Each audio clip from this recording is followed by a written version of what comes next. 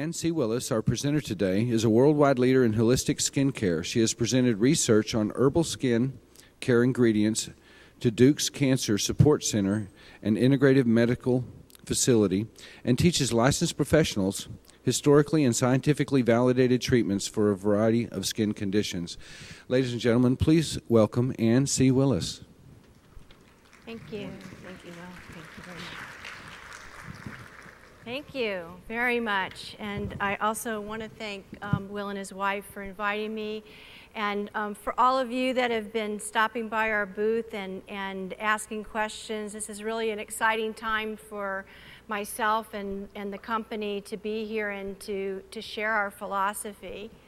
When we look at holistic peels, I really do feel that most of you have conveyed over the last couple of days that we've moved beyond oily, dry, and combination skin. A lot of what's being presented to us, the clients are walking in and presenting us with skins that are far more challenging. We've moved beyond skin type and certainly even skin conditions. Wouldn't you all agree that you're seeing this for sure? And you know, there's so much new research, new discoveries that are challenging the way that we look at skin and the way that we provide treatments. It's really forcing us to reconsider our approach. And that's what I want to talk to you about today. You have somebody with adult acne or adolescent acne.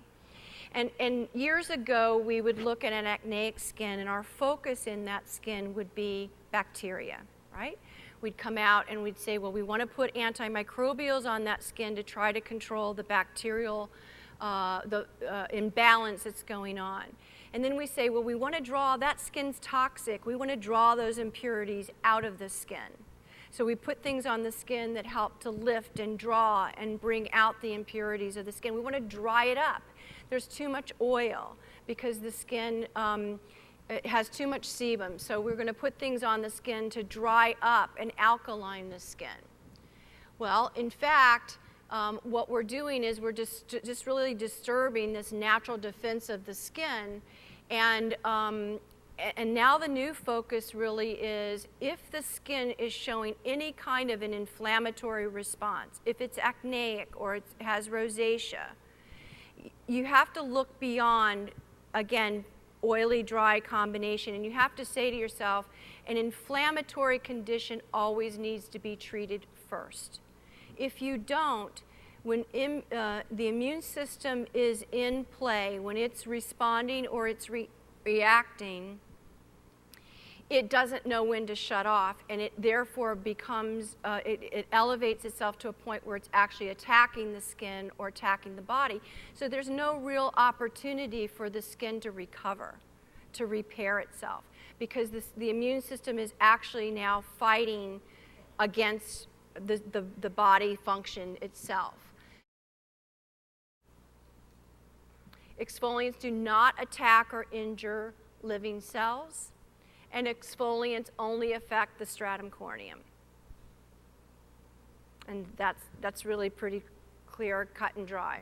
So can you resurface, can you stimulate the skin and get results without doing a peel? Absolutely, and we can look at that. So pre-skin resurfacing. What I say is the skin ecology must be intact. Sebum must be in place. Stratum corneum must be intact. The immune system cannot be over-proliferating. And you know when the immune system is over-proliferating is when the skin's inflamed. Inflammation and immune response go hand in hand. That you also need to make sure that the skin is not hyperpigmenting, because if it is, then the skin is perceiving itself as defenseless. Stabilize the barrier function, so it's making sure all of those things are intact. Ensure all defenses are not over-proliferating, which is what I just said. Reduce the risk of hyperpigmentation and reduce existing inflammation. Well, how do we reduce the risk of hyperpigmentation?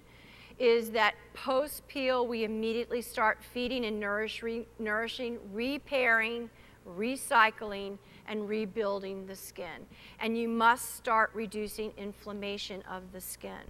And I know that, again, that goes against a lot of what we've been taught over the past 20 years with skin peels, and that, you know, it's interesting for me because I come from more of an integrative side of medicine. And yet, my background has been working with plastic surgeons and dermatologists for over 30 years, doing all their pre and post-op. I've never had a peel, and I've never done a peel. I've only done botanicals.